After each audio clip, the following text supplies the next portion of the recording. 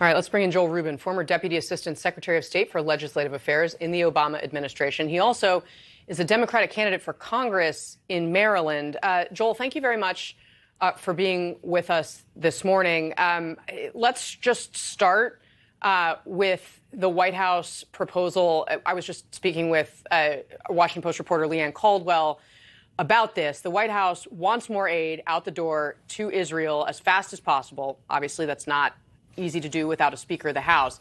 But they also, it seems, are suggesting that Ukraine aid should be tied to aid to Israel in order to expedite that piece of funding, which has, of course, run into opposition from Republicans. If you were elected to Congress, I mean, do you support doing it that way, or do you think that the aid to Israel should go out all by itself with no strings attached? Well, Casey, it's great to be with you. And the aid for Ukraine should have been passed long ago. So absolutely, that aid should be tied to a supplemental package that may support additional aid to Israel. You know, to what Congressman Bacon is talking about as well, this is a disaster. When I served in the Obama administration, I was our senior liaison to the House for the State Department. And the idea of not having a speaker functioning effectively is just unthinkable. We would have to go provide classified briefings to the Speaker. The Speaker would make decisions right there, would direct committees what to do and how to do it. And so this Speaker, currently the acting one, has no national security background. It's not clear if legal decisions can fully be made. And in a time of crisis, it really undermines our ability to project strength and power and be effective on the global stage. So absolutely move these bills through and get the speakership completed and done. Move it off the table. Republicans really need to come together for the sake of the country and our allies abroad. As someone who has been in those rooms when you have taken, you know, from the national security and foreign policy, the State Department, when you go into those rooms and you try to negotiate these things, can you give me an example of a decision that would be impacted by not having a speaker?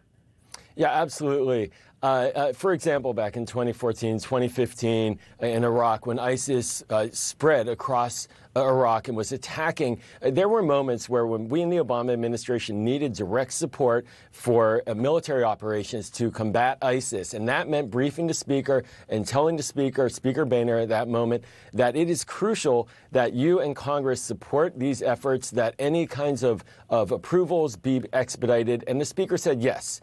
And that meant that the committees, Foreign Affairs, Armed Services, Intelligence, other committees that had impact, that had oversight of those issues were read in and were able to make decisions quickly and work closely with the Pentagon in that case and our allies. You take that away, it's like you're unplugging the tub and the water's going right down the drain, and we don't know how to ensure that decisions are fully made. So appropriators now are in the same conundrum. What does the Speaker really want? How do we organize with other committees? How do we make decisions about priorities for the funding? It's chaos, and that just can't happen in a crisis. Yeah, no, chaos in this kind of a situation is makes it much harder to actually execute on foreign policy goals. Before I let you go, there is a wider range of opinions about Israel inside the House Democratic caucus than there have been in previous decades. And some members, including Rashida Tlaib and Cori Bush, put out statements that have come under intense criticism for saying, for example, Tlaib said that she continues to, quote, grieve the Palestinian and Israeli lives lost today before calling for dismantling what she calls the apartheid system. She has come in for criticism of this. Do you agree with Rashida Tlaib's characterization of what's going on in the Middle East? There's no equivalency between Hamas terrorists entering Israeli villages and slaughtering innocent civilians in their sleep and the Israeli Defense Forces defending their people right now to prevent that from happening again. So, no, I don't agree with that at all. I think it's deplorable language, and I frankly am shocked that in a moment of crisis, when those who advocate for human rights and global human rights look at the facts and they see what we're waking up to today. For example, Kibbutz Be'eri, over 100 Israelis slaughtered in a pogrom in southern Israel right alongside Gaza, peace-loving people.